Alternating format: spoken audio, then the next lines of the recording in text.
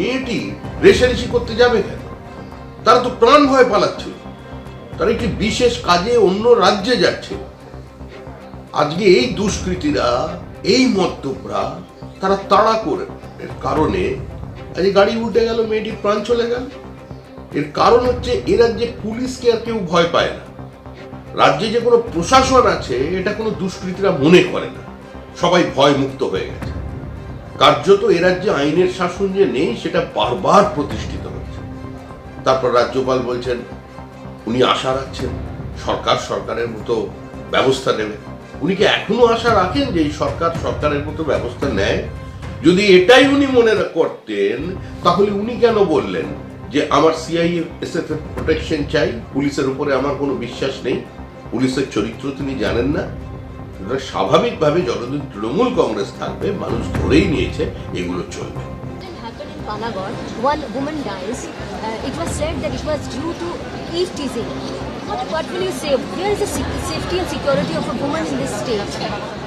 That is something which the entire society has to take seriously and address and find a solution to this.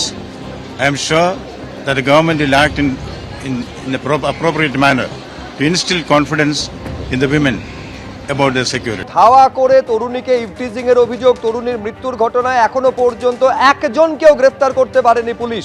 ঘটনা ঘটার পর প্রায় 40 ঘন্টারও বেশি সময় কেটে গিয়েছে, কিন্তু যে পাঁচজন গাড়িতে ছিলেন, যাদের বিরুদ্ধে অভিযোগ তোলা হচ্ছে মৃতার পরিবারের তরফে, তাদের একজনকেও গ্রেফতার করতে পারেনি পুলিশ।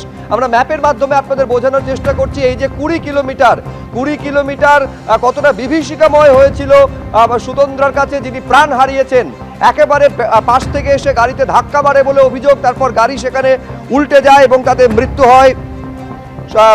ইভেন্ট ম্যানেজিং সংস্থার যিনি কর্ণধার, তার মৃত্যু হয়। কিন্তু ঘটনা ঘটার পর 40 ঘন্টারও বেশি সময় কেটে গিয়েছে।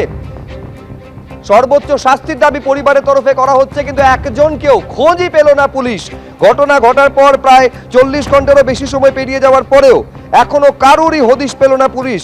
গতকাল সন্ধ্যে 7টা নাগাদ বাড়ি থেকে বেরোয় বাবলু যাদব হচ্ছে এই যে সংস্থার নামে গাড়িটি রয়েছে, যিনি গাড়িটির মালিক এবং তিনি স্টিয়ারিংয়ে বসেছিলেন। এই বাবলু যাদব গতকাল সন্ধ্যে 7টা নাগাদ বেরোন, রাতে সঙ্গীরা বাড়ি ফিরে বাইক নিয়ে বেরিয়ে যায়, এমনটা দাবি করছেন বাবলু যাদবের কারখানার কর্মী। কিন্তু বাবলু যাদব কোথায়? মূল অভিযুক্ত যিনি গাড়ি চালাচ্ছিলেন, যে গাড়ি ধাক্কা মেরে এই সুতন্দ্রার গাড়িকে উল্টে দেয় বলে অভিযোগ সামনে আসছে, যে ঘটনার পর মৃত্যু হয় সুতন্দ্রার, কিন্তু সেই বাবলু যাদবের হদিশ এখনো পর্যন্ত পায়নি। বাবলু যাদব ছাড়া গাড়িতে যে আরো 4 জন বসেছিলেন, কারোরই হদিশ এখনো পর্যন্ত 40 ঘন্টারও বেশি সময় পেরিয়ে যাওয়ার পরেও পেল না পুলিশ।